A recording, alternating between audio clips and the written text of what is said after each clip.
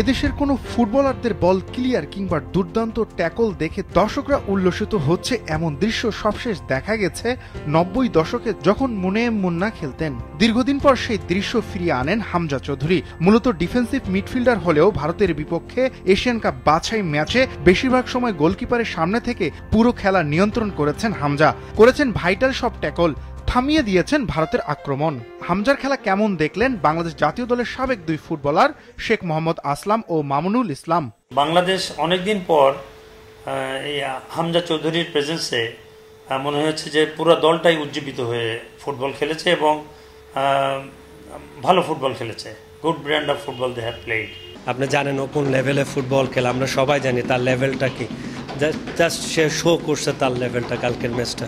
আপনি নেক্সট ম্যাচে আরও বেশি ভালো আপনি দেখতে পাবেন, এর থেকে আরও বেশি দেখতে পারবেন। টিমের সব কিছুই তাকে ঘিরে যখন হচ্ছে সব কিছু পাবেন। টানা সপ্তমবারের মতো বেস্ট টিস্যু পেপার ব্র্যান্ড হিসেবে স্বীকৃতি পেয়েছে বসুন্ধরা টিস্যু। ভারতের বিপক্ষে ৪-৫টি সহজ সুযোগ পেয়ে ফিনিশিং দিতে পারেনি বাংলাদেশের ফরওয়ার্ডরা। সাবেক ফুটবলারদের মতে ঘরোয়া লিগে পর্যাপ্ত দেশি স্ট্রাইকার না থাকায় আন্তর্জাতিক ফুটবলে গোলের দেখা পাচ্ছে না বাংলাদেশ। স্ট্রাইকিং খরা অনেক দিন ধরে চলছে, কারণ আপনি দেখুন বিদেশি প্লেয়ার ছাড়া কোনো টিমই চ্যাম্পিয়ন হতে পারছে না, এবং যত বিদেশি প্লেয়ার যে টিমে বেশি তারাই চ্যাম্পিয়ন হয়ে যাচ্ছে।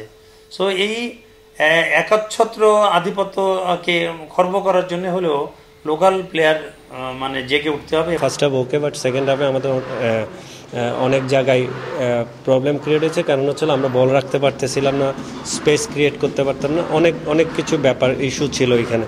আমি বলবো যে এগুলো নিয়ে কাজ করতে হবে, বেশিরভাগ হলো ফিনিশিং নিয়ে কাজ করতে হবে। ম্যাচের শুরু থেকে শেষ পর্যন্ত একই রকম পারফর্ম করতে পারা ফুটবলার নেই বাংলাদেশে। এই ক্ষেত্রে মানসম্মত প্রবাসী ফুটবলাররা জাতীয় দলকে ভালো সার্ভিস দিতে পারবে বলে মনে করেন মামুনুল। আমাদের যখন প্রবাসী আছে, আপনি প্রবাসীগুলি খুঁজেন, ভালো প্রবাসী খুঁজলে কি হবে, স্ট্রাইকার লাইনটা আমাদের স্ট্রং হলে আমি বল আমাদের যে স্ট্যান্ডার্ড আছে একটু বাড়বো আমরা। কারণ হলো আমরা সাবকন্টিনেন্ট, তখন আমাদের দরকার স্কোর আর স্কোরিং করতে হবে, যেটা 7-8 বছর ধরে প্রবলেমগুলো আমাদের ফেস করতে হচ্ছে, এগুলো নিয়ে কাজ করতে হবে। এফসি এশিয়ান কাপ বাছাইয়ে বাংলাদেশের পরের ম্যাচ 14 অক্টোবর হংকংয়ের বিপক্ষে, এরপর 18 নভেম্বর ভারতের সঙ্গে ফিরতি ম্যাচ।